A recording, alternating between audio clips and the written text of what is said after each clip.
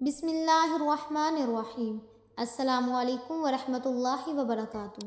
محترم ناظرین، ہم امید کرتے ہیں کہ آپ خیریت سے ہوں گے۔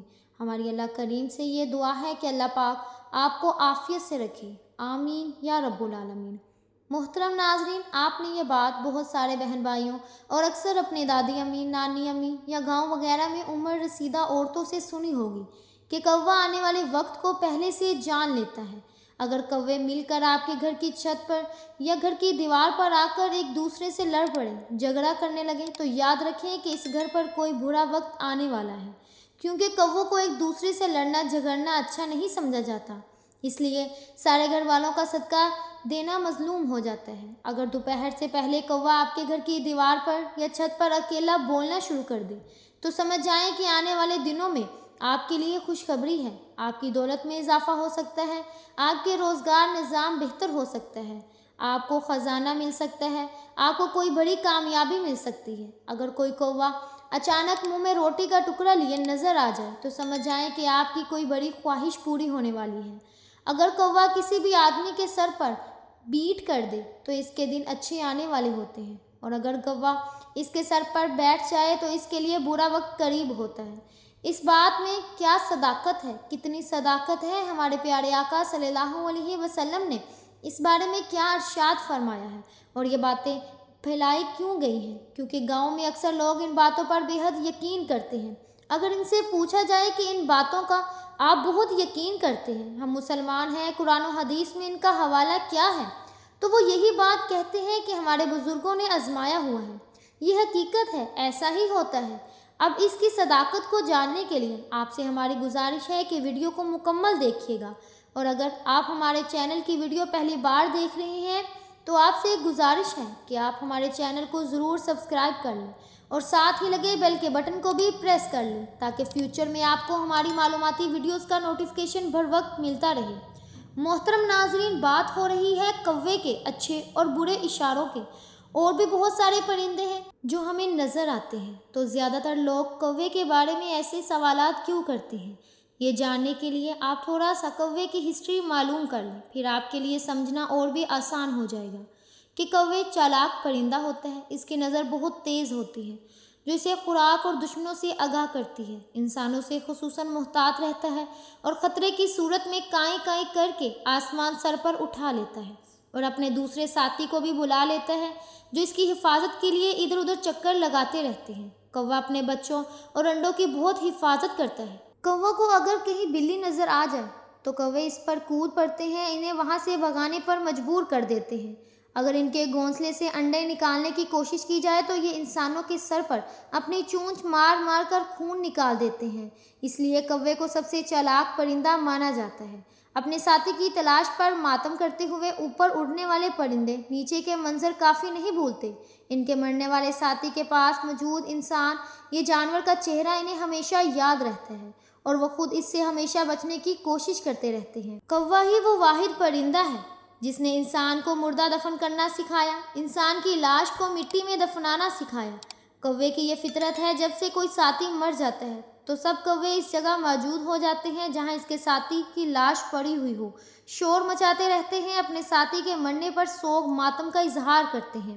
کوّا وہ واحد جانور ہے جو عقاب کو تنگ کر سکتا ہے۔ یہ پرندوں کے بادشاہ عقاب کی پشت پر بیٹھ جاتا ہے اور اپنی چونچ سے اس کی گردن پر کاٹتا ہے، جبکہ کوے کے کاٹنے کی وجہ سے عقاب کوے کا مقابلہ کرنے میں اپنی طاقت اور وقت ضائع نہیں کرتا، بلکہ وہ اپنے پر کھول لیتا ہے اور آسمان کی طرف اونچی اڑان بھرنا شروع کر دیتا ہے۔ عقاب کی پرواز جتنی بلند ہوتی جاتی ہے، کوے کی اڑان اتنی ہی مشکل ہو جاتی ہے، اور بالآخر وہ آکسیجن کی کمی کی وجہ سے نیچے گر جاتا ہے۔ تو دوستو، ایک کوے کے اندر یہی وہ خوبیاں ہیں جس کی وجہ سے اس کے بارے میں تمام باتیں منسوب کی جاتی ہیں۔ محترم ناظرین، یہ تمام تر باتیں بدشگونی پر مبنی ہیں۔ اسلام میں ان تمام تر باتوں کی کوئی اہمیت نہیں۔ موجودہ دور میں پاکستان میں یہ باتیں بہت زیادہ ہیں، اور دیہاتوں میں تو آپ بھی بہت زیادہ ہیں۔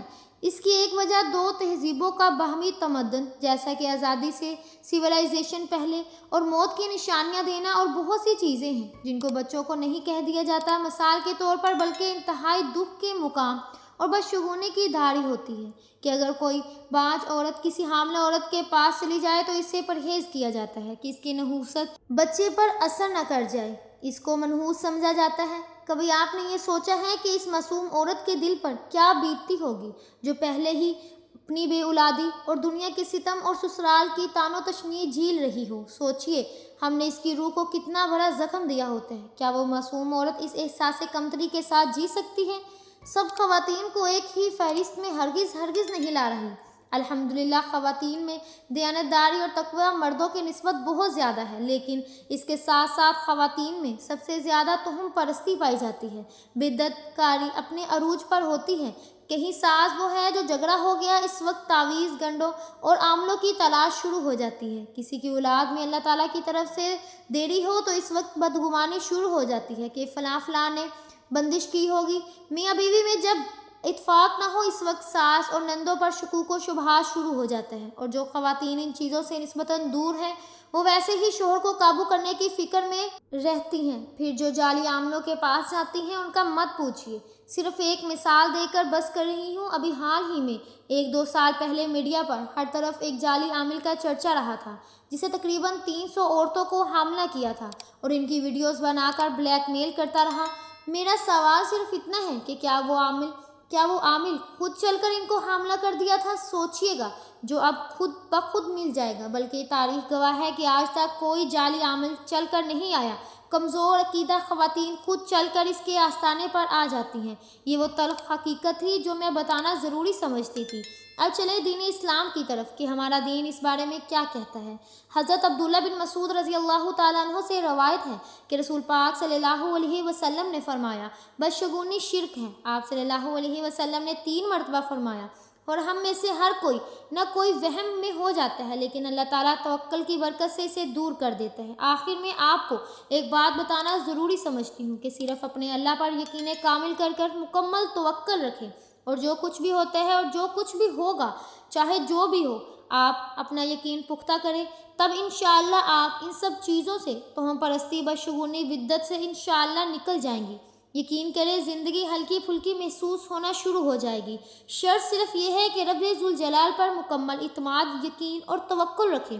آخر میں محترم ناظرین آپ سے اجازت چاہتی ہوں اور یہ بتانا ضروری سمجھتی ہوں کہ اگر آپ نے ابھی تک ہمارے چینل کو سبسکرائب نہیں کیا تو سب سے پہلے اسے سبسکرائب کر لیں اور ساتھ ہی لگے بیل کے بٹن کو بھی کلک کر لیں تاکہ آپ کے پاس ہماری تمام تر ویڈیوز کا نوٹیفیکیشن بر وقت ملتا رہے۔ جزاک اللہ۔